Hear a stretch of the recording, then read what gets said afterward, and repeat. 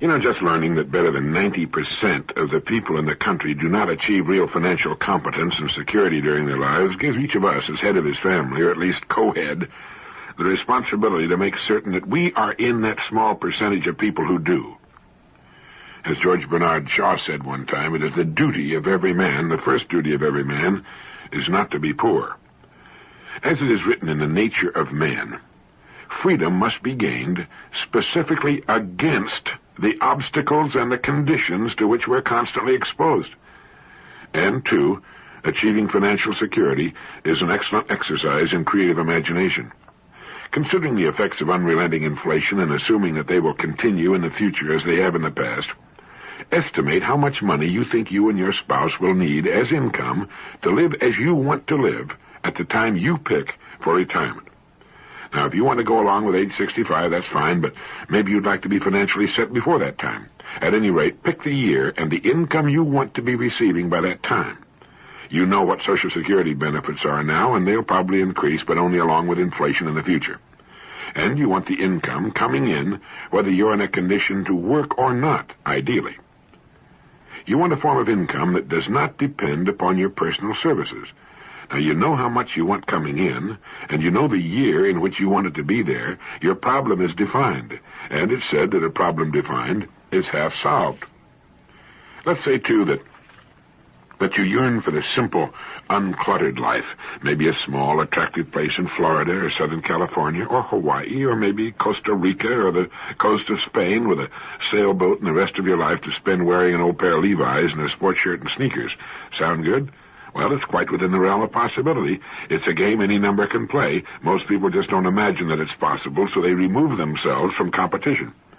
Now, here's one excellent formula to use in helping your imagination come up with the idea that best fits your particular likes and talents. First, the problem or opportunity.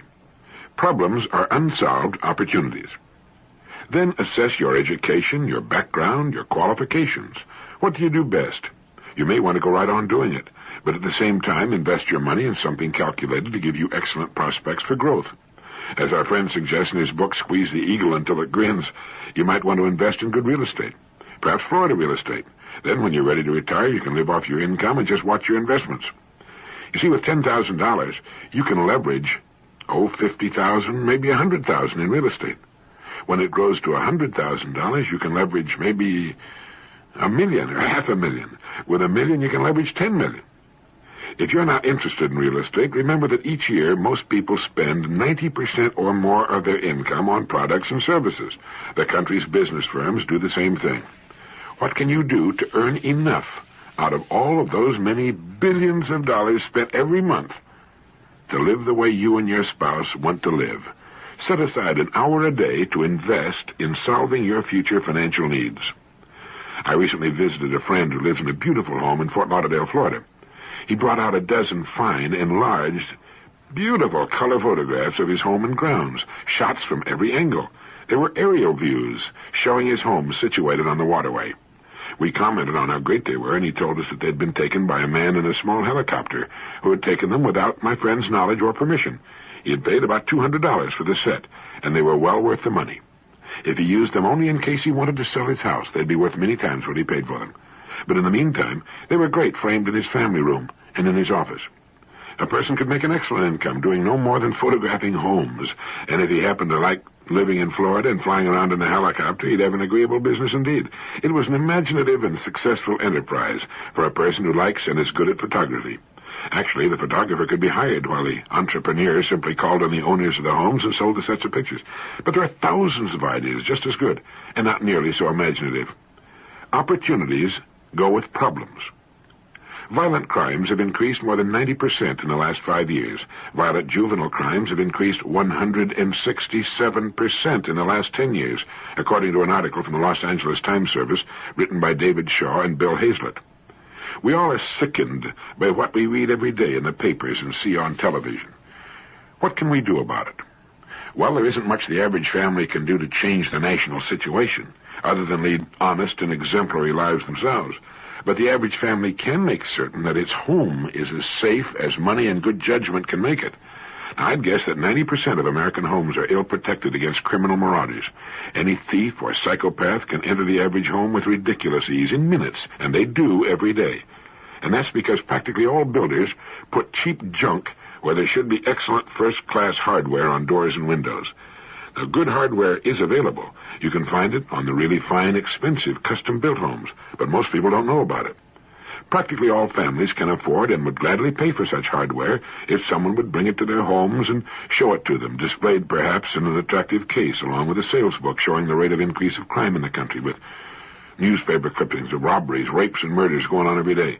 The man of the house could install the hardware himself, or he could pay extra for your installer to do it for him. And not just for the doors, but for every window in the house. You know, there's window hardware that locks with a key, and which prevents a window from being opened more than is needed for ventilation. As soon as the would-be intruder finds it difficult to enter, as soon as he realizes he's up against first-class preventive hardware instead of the dime-store junk he's used to, he'll move on to easier pickings. Such hardware could be sold in any sizable community. In order to get it for my own home, I had to go to a great deal of trouble, do extensive research, make a couple of trips, and make dozens of phone calls. Whatever it is you have a knack for, or like very much to do, there's a way to turn it to substantial profit and financial independence. But it takes something that not one person in 1,000 will seriously tackle. It takes thought, time set aside for serious thought. Judge Learned Hand once wrote, "That we never see, save through a glass darkly, and that at long last we shall succeed only so far as we continue to undertake the intolerable labor of thought, that most distasteful of all our activities. But hard as it is, distasteful as it may be, we need only do it until we've solved our own particular problem, and we solve our own particular problem by being of service to others. They have everything we want, and will gladly share it with us, as we've said before, if we'll help them solve their problems.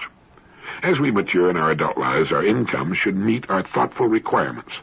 By establishing quality and simplicity as the guidelines of our lives, the income necessary to live a very good, full life can be surprisingly small. It should meet our qualifications, whatever they are, and that's our business. And any person can see to it that he has the income he wants all the years of his life and lives where he would like most to live.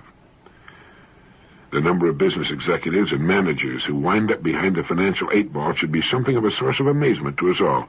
Here are professional problem solvers who find they can't solve one of life's most important problems. They're usually good organizers, good leaders, good thinkers, and decision-makers. At least they're supposed to be.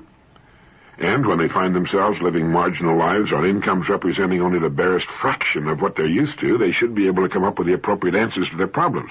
If necessary, they can organize an entirely new business firm, providing some sort of needed product or service. With their experience and training, with all that time on their hands, such an endeavor should have every chance of success. However, should it fail, they'll probably be no worse off than before, and they can try again. It will also give them something exciting to fill their time, keep them in the swim of things. You know, Henry Ford was pushing 50 when he got started in the automobile business. A friend of mine started a brand new company when he was 65 and watched it grow during his lifetime to a $300 million a year institution. In fact, following retirement, it's quite possible for a person to do much better than he did during his regular working career. Today, millions live in cramped, crowded, crime-ridden, polluted cities only because of habit and the failure to use their imaginations. You'll hear people say, "But what if everybody suddenly pulled up stakes and took off to some sunny, agreeable place to live?" That's a ridiculous comment. The fact is that not everybody will. Everybody can, but everybody won't. If more people would, we'd see a more rapid decentralization of industry and a resulting better distribution of what's now a fairly stable population. The big, ugly cities grew on old trade routes at a time when transportation was limited to water and surface, mostly wagon and then rail transportation. Today, with air and truck transportation what it is, only a few major heavy industries remain near deepwater ports and near supplies of cheap fuel for power. The best estimates today indicate that all known reserves of fossil fuels will be depleted in 150 years.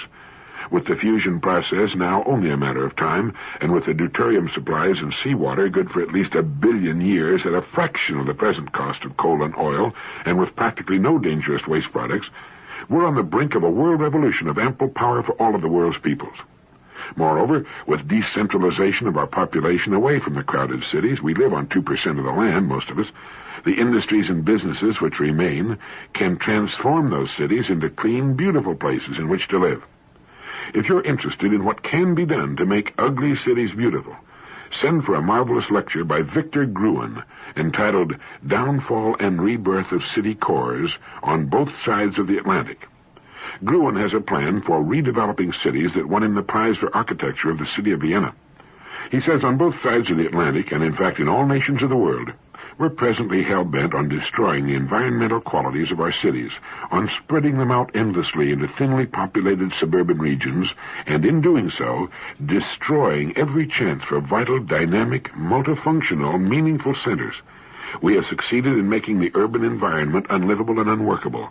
We've converted suburban regions into ghettos of sterility and boredom, and in the process, we've destroyed millions of acres of prime agricultural land and natural landscape.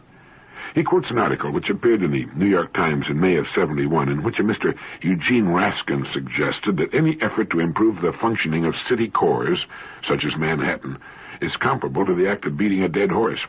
He said, they are physically obsolete, financially unworkable, crime-ridden, garbage-strewn, polluted, torn by racial conflicts, wallowing in welfare, unemployment, despair, and official corruption. As they exist at present, they are unsalvageable, destined to join the dinosaur and deserved extinction. Urban planners and others who come up with temporary patchwork schemes and gimmicks to keep the cities going another year or two or three are as pathetic as the officers of the Titanic charting tomorrow's course while the water rises above their ears. Those who live in big city areas, or in good financial situations, make tremendous sacrifices. They have to tolerate unbreathable air, undrinkable water, involuntary waste of time, public insecurity, filthy streets, and a complete severance of any contact with the expressions of nature, and fear for their lives and property. Yet in 10 years' time, it is now forecast that 73% of the total population will live in large cities or their environs. The number of cities with over 1 million inhabitants grows every year and now amounts to a total of 131. The number of those which have populations of between 5 and 10 million is impressive. On the basis of quantitative criteria, the city has never been so successful in the entire history of mankind. On the basis of qualitative criteria, however, the cities of our time are a disastrous failure. No wonder, then, Victor Gruen writes, that everybody wants to escape the densely built-up core areas. The mass use of the automobile, growing incomes, shortened working hours, and extended leisure time encourage the mass flight and make it possible. But just because it is a mass flight, it is also a futile one. Those who want to settle in the lovely countryside must find out, much to their bewilderment, that once the hundreds of thousands of others who are also filled with the same desire have settled, there is no lovely countryside left. And Victor Gruen goes on to point out how city cores can be redeveloped, and the countryside can remain beautiful. You can get his entire lecture by just sending $1 to the Victor Gruen Foundation for Environmental Planning, 315 North Beverly Glen Boulevard, Los Angeles, California, 90024. But our remaining in such environments will not help them. As Lewis Mumford suggested, each one of us, as long as life stirs in him, may play a part in extricating himself from the power system by asserting his primacy as a person in quiet acts of mental or physical withdrawal. We can beat the problem through that most distasteful of all our activities, the intolerable labor of thought. Thinking with a definite purpose is or should be different from random casual thinking. When you're trying to solve a specific problem, the mind and its largely mysterious powers must be disciplined, directed. During the hour you set aside for thinking, have your major goal before you, written at the top of the page of a sheet of paper. Now the mind has to cease its idle playing in the fields and get into harness and go to work. It must come up with possible solutions to the problem before it. It is the transfer agent that must deliver us from where we are to where we've decided we want to be. That may not involve a physical move from one point to another, or it well may. Researchers at UCLA found that for all practical purposes, it appears that the reach of the mind is infinite. And when they say the mind, they're talking about yours and mine. As you sit there with your goal before you and begin to try to come up with possible ways of reaching it, you'll notice a very sluggish reaction on the part of your thinking equipment at first. Creative people are familiar with this phenomenon. Like a child resting or at play, the mind resents being called to task and responds sluggishly like oil in sub-zero weather. Usually when it acts that way, most people simply let it go back to sleep. It has learned through many years of inactivity that hard work is not a part of life at all. Here it's important that you stay with it. Like doing push-ups for the first time, not much happens, and the results are disappointing, if not embarrassing. But daily effort soon finds us doing with ease what was at first difficult and awkward. Write down any thoughts the mind passes along. Do not be discouraged, no matter how trivial your first efforts may be, if you haven't done this before. You're prospecting an exceedingly rich soil, and it may come up with a strike the first time out. It isn't likely, but stay alert and examine with great care the ideas produced by your first sessions. Sometimes an idea which appears worthless at first can be turned around or inside out or combined with another idea to form a winner. Just as important as the ideas produced by these first sessions is the extremely important function you're performing. Each day, as you look at your goal and begin your disciplined thinking, you're placing the idea of your goal in your subconscious mind. Like the incredibly rich soil it is, it accepts the idea as a seed. Planting the seed once in a single session will probably not plant the seed deep enough or guarantee its germination. The seed must be planted again and again before germination takes place and it begins to grow in the subconscious mind. And while you're trying to pull ideas out of the top of your mind, a far greater wisdom is going to work below the surface. These think sessions accomplish two important jobs. One, they force the mind into disciplined control and form the habit of disciplined thought, and produce ideas, some of which may be very good. And two, they plant the seed of your goal deep into your subconscious mind and cause it to germinate and take root. It's the second function that will virtually guarantee your reaching your goal. You may later rue the day, but reach your goal you will. As someone has said, be choosy what it is you set your heart upon, for if you want it strongly enough, you'll get it. Here it all hinges on the wisdom and maturity of our decisions. Then, forcing the mind to think and come up with answers for a definite period of time every day sets the great subterranean forces to work. And they'll go on working all day while you're doing other things and all night long while you're sleeping. That's how you get the real hidden power of your mind and imagination to work. You've given it a specific job to do in the setting of your goal, and it can marshal massive, computer-like memory banks and countless extrapolations and permutations, trying a million possible pieces to the puzzle you've given it. And at the same time, another very subtle action is taking place. You're changing. Subtle shifts in your personality and attitudes, your manner, your whole being are underway as you're being readied for the accomplishment of your goal. And as you think about the goal you're working toward, it moves farther and farther into the realm of possibility. Gradually, instead of being what might at first have seemed like a little wild daydream, it begins to make more and more sense. It begins to take on legitimate, concrete form. And finally, one day, when you least expect it, when the mind is at leisure, the idea will appear. It will slip into the edge of your consciousness so unobtrusively that like a sly party crasher, you will be only vaguely conscious of it. But then, incredibly at first, then with mounting exhilaration, you'll see it for what it is, the idea you've been looking for. And if your goal is to live the simple, uncluttered life in some idyllic spot, you can achieve it. You can have your cake, and you can eat it too. You can, through the use of your imagination, do what you want to do, where you want to do it. You are under no constraint other than habit and self-doubt to suffer in one part of your life for success in another part. You can succeed in all parts. For those who are not ready to begin uncomplicating their lives, there are a million things calling for attention, opportunities everywhere. Every listing in the yellow pages of the telephone directory represents a business opportunity because not one of the businesses listed is being operated as well as it can be, as it may one day be operated. At the same time, let's remember those worthwhile guidelines, quality and simplicity. It's really quite surprising what we can do without and still live a richly satisfying life. We've been engaged for some time now in a national debauch of senseless consumerism in this country. Just as we eat twice what we need for good health, we often purchase twice what we need in the way of things which end by owning us, tying us down, worrying us as we try to maintain or keep from losing them in one way or another. I think what we're seeking is freedom. Freedom from things, as well as the opinions of others. It's amazing how people love to complicate their lives. Several years ago, a friend of mine played a trick on his wife that changed her life and his too. Over the years, his wife had formed the habit, and it's an easy one to form for a man or a woman, of shouting at the children in the morning as she tried to herd them off to school. She screamed at them to get up and get dressed, to come to breakfast, to get ready for school, to catch the bus. It was a scene no doubt duplicated in thousands, perhaps millions of homes every morning. But it left my friend John, his wife, and the children pretty badly shaken every morning, with nerves jangling and a great desire to get as far from that house as possible in the shortest possible time. Each morning, John found himself heaving a sigh of relief as he left the wild confusion and noise of his home for the relative quiet of the drive to the office. And on one such drive, he got an idea that he felt might help subdue somewhat the nerve-shattering cacophony of his mornings. So the next morning, without his wife's knowledge, John hid a tape recorder and microphone in the kitchen with the volume turned up. All through the frenetic tableau of shouting and imprecations, the silent machine recorded every word, every sound. Then, when the children had gone off and his wife was sitting limply in her chair with a cup of coffee, getting her breath back from her morning drill master duties, John played it back to her.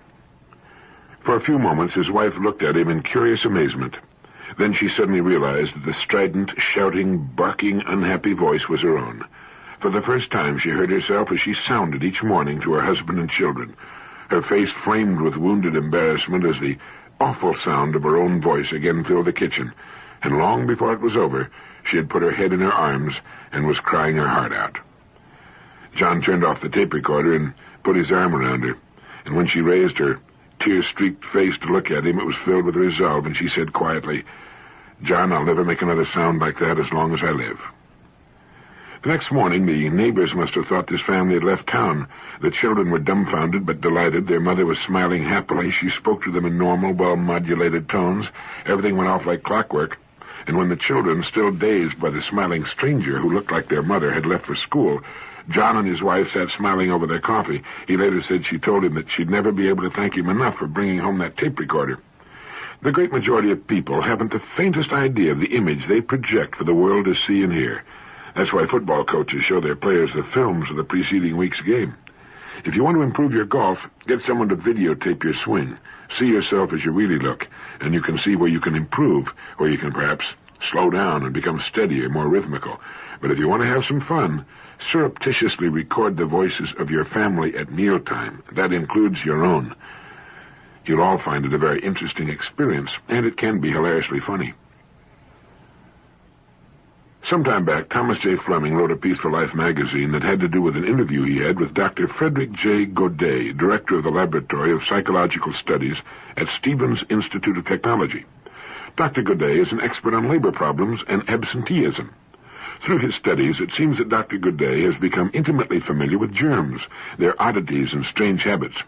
He discovered, for example, that germs can feel and act. He said studies show germs can tell one day of the week from another. They're aware of payroll accounting procedures and can even tell if an employee is happy or not, or if a boss is a kind or mean person. The doctor learned all of this while working on the problem of absenteeism, which costs the nation something in the neighborhood of $7 billion a year. It was discovered, for example, that while humans work a 5-day week with the weekend off, germs work just the reverse. Thursdays and Fridays are virtually germ-free days in industry, but the germs really go to work over the weekend and lay low hundreds of thousands of employees who don't show up on Monday. Yet in certain companies, the germs lay low on Thursdays, but go after the employees on Fridays. It was found that these companies paid on Thursday instead of Friday. Another curious fact was noted. Companies with liberal payment policies for absences due to illness had a 50% higher illness rate than companies with restricted sick leave policies. It was also discovered that germs head for the hills when management begins doing some serious research into the cause of illness, and that new employees on a 6-month probationary period were virtually left alone by germs. But as soon as they were permanently hired, with their jobs secure and their psyches well adjusted to company routine, the germs suddenly attacked at the same rate that they attacked old-timers in the company. And it was found that germs are passionately attracted to departments and companies with tough bosses constantly breathing down the necks of employees. One large company found that the absences due to illness varied from 2% to 17%, depending upon the type of boss. Dr. Godet also discovered that there's a certain type of person to whom germs are particularly attracted. They're people who are defensive, suspicious, and somewhat hostile. They're usually not well liked by their supervisors, and they reciprocate this dislike. They don't make friends easily and are regarded as loners. It's amazing how often they get sick. On the other hand, germs seem to avoid the sort who make friends easily, are outward-going, and capable of numerous emotional attachments. These are the people you can depend upon to show up on Monday mornings. They seem to have a built-in germ repellent. And the doctor recommends that we have all-star games, Christmas, New Year's, the World Series, and national elections only on weekends. We know germs are active on weekends, so we have nothing to lose. And it seems as if a company will do a little research into the activities of its germs and the sort of people it has in management positions, it might increase its productivity considerably. Here's a wonderful way to avoid an argument. Simply ask questions. Instead of jumping in and disagreeing before you know any more about the subject under discussion than the other party, ask the other person to state his case specifically and to define his terms. People who like to argue and will at the drop of a word on any subject are people who enjoy ruffling the feelings of others. Willis Sloane once wrote an article entitled "Arguments Don't Win Friends," in which he points out that arguments are useless and largely ridiculous. They're more a matter of temper than temperate conversation and discussion. Subjects such as politics and religion can almost always provoke an argument. Racial prejudices can bring forth the most ridiculous statements in the form of arguments for or against certain practices. But if you'll apply this rule, to make your opponent be specific about some point you know backward and forward, you may avoid a foolish and endless, where nobody wins kind of argument. I've found that an argument like a potential highway accident can generally be spotted from some distance away, and it can be avoided the same way. Slow down and approach with caution. In conversation, as in your car, the worst danger is speed. It's pretty hard to get seriously hurt going 10 miles an hour, and you can avoid a serious argument that could lead to a lot of heartache by just being extremely careful when you come upon a situation that's likely to erupt into a serious argument. If someone makes a statement that you feel is wrong or ridiculous, you should not remain silent. As you feel the adrenaline pumping into your system, instead of jumping on the other person with both feet, just ask, "Why do you say that?" If you get another absurd generalization, ask, "Would you mind being specific about that?" Ask questions such as why. How do you know? Instead of trying to prove your opponent wrong, make him prove himself right or discredit himself, which he will promptly do if he's skating on thin ice. Put the burden of proof squarely where it belongs, on the shoulders of the person who started it. Then you can sit back calmly and enjoy yourself while he gets in over his head, flounders in the swamp for a while, and finally tries to change the subject. No argument, and he won't be so quick to start another one the next time. Robert McNamara, one of the nation's top executives, asks why whenever something is proposed, even if he is immediately against the proposal. He wants all the facts. Perhaps he's been wrong about it, and if he's right, he forces the person making the proposal to prove its merits. And no one can even guess at the number of families living between arguments in a state of unnecessary and uneasy truce. Since it takes two to argue, let's make sure we're not one of them. All we need say is, "Why do you say that?" Or, "Exactly what do you mean by what you just said?" Where is your proof? Keep the ball and the pressure on the person who is driving recklessly. It works like a charm, and you come out of it looking professional, wise, and level-headed. Thank you.